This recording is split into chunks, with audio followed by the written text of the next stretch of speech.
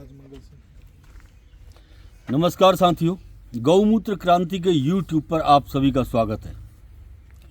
आज हमारे साथ इस समय नोएडा से आई हैं कोमल गुप्ता और उनके साथ उनकी बहन, क्या नाम? दिव्या गुप्ता। साथ में है राजमंगल, वो भी नोएडा से ही हैं। जुलाई 2023 में जब सबसे पहली बार यहाँ कोमल गुप्ता यहाँ आई थी, अपने पिता को लेकर बहुत चिंतित थी। पिता का क्रेटिनाइन 7.2 से लगभग ऊपर था और हीमोग्लोबिन 6 से नीचे था। स्थितियाँ बहुत असामान्य थी, कहूँगा कि बहुत ख़राब थी।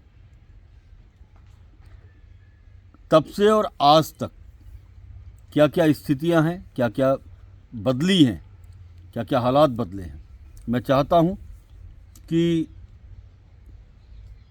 पूरी जानकारी हमको भी है, लेकिन मैं चाहता हूं कि अगर कोमल गुप्ता जो अपने पिता के लिए यहाँ आई थी और दिव्या यदि अपने मुंह से पूरा बताएं देश के पूरे दर्शकों को कि चिकित्सा की एक पद्धति ये भी है, कि हम चाहते हैं कि कोमल गुप्ता स्वयं अपने मुंह से इस पूरी जानकारी को दें, बहुत बेहतर होगा। अगली आवाज़ कोमल गुप्ता। नमस्कार, मैं कोमल गुप्ता नोएडा से हूँ।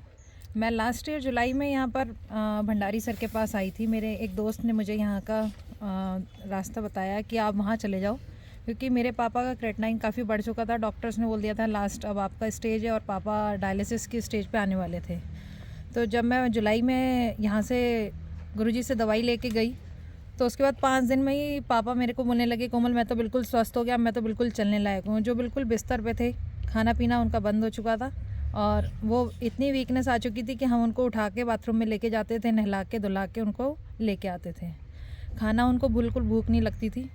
लास्ट ईयर जुलाई में जब उनका क्रेटिनाइन था, उस टाइम जब मैं यहाँ पर आई थी दवाई लेने के लिए, तब उनका 7 की रेंज में था और हीमोग्लोबिन 6 पॉइंट समथिंग था। और अभी की मेरे पास परसों की रिपोर्ट है, जो पापा का क्रेटिनाइन 2.9 आ चुका है और हीमोग्लोबिन 10.4 है। क्या बात है, जोरदार तालियों के साथ। अभी पापा अपना चलते भी हैं, आराम से नीचे पार्क में घूम के भी आते हैं और खाना भी खाते हैं, अच्छे से चलते भी हैं, भूख भी इनको अच्छे से लगती है। मुझे ऐसा लगता है कि दवाइयाँ तो हमने बहुत कराई। डॉक्टर्स ने मेरे को बोला कि जैसे डराया कि आप डायलिसिस के लिए आप तैयारी कर लो, और हम बिल्कुल घर वाले पूरे तरह से डर चुके थे, क्योंकि हम बहनें ही बहनें, हमारे कोई भाई नहीं है। तो मम्मी भी काफ़ी परेशान थी कि कैसे ठीक होंगे बुढ़ापे में, कैसे ठीक होंगे ये। तो मैंने यहाँ की दवाई पापा को पिलाई तो वो ठीक भी हुए, और अब वो खुद भी 2-3 बार यहाँ पर आए हैं खुद दवाई लेने। आज विंटर की वजह से वो नहीं आए हैं।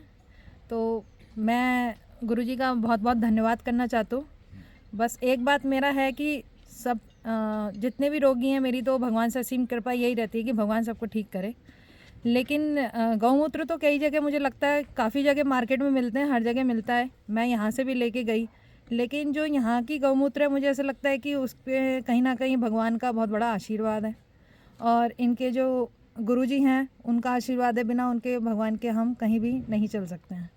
तो मेरा सभी लोगों से यही रिक्वेस्ट है कि आप यहाँ की दवाई लें और विश्वास रखें कि यहाँ से आप ठीक होके जाएंगे, जैसे मेरे खुद के पापा ठीक हुए हैं। धन्यवाद गुरुजी। तो ये थी कोमल गुप्ता नोएडा से, और इतने लोग साक्षी हैं इस वीडियो को बनने के, क्योंकि यहाँ जो भी वीडियो शूट किया जाता है वो बंद कमरों में या किसी दूसरे तरीके से नहीं, सबके सामने सारी रिपोर्ट्स मौजूद रहती है। और मैं ये कहूँगा कि ये जो इस तरीके के जितने भी चीज़ें हैं जिनमें डायलिसिस होना तय था, और आज उस डायलिसिस का और उसमें पता आज भी तक नहीं एक है। भी डायलिसिस पापा का नहीं हुआ है। जितनी भी हमने कराई है वो सारी दवाइयों से ही पापा रिकवर हो गए हैं। मतलब डायलिसिस नहीं हुआ। हमने एक भी डायलिसिस नहीं कराया है। 7 पॉइंट पे पहुंचने के बावजूद भी आज तक पापा का एक भी डायलिसिस नहीं हुआ है। क्या बात है, बहुत बड़ी बात है, बहुत अच्छी बात है। और मैं अपनी ओर से आप सभी लोगों को स्वस्थ रहें, दीर्घायु रहें, इसकी शुभकामनाएं देता हूं। और जहां तक इसके पूरे इस कार्यक्रम का और इस पूरे जो कहना चाहिए कि चिकित्सा का जहाँ तक श्रेय का सवाल है, मैं इसका पूरा श्रेय हिमालय में बैठे हुए योगियों को देता हूँ, उन संतों को देता हूँ और सनातन धर्म की इस पूरी संस्कृति को देता हूँ, जिसकी वजह से आज हम इस चिकित्सा पद्धति को आप लोग के सामने लेके आ रहे हैं। जय भारत, जय हिंद, जय उत्तराखंड।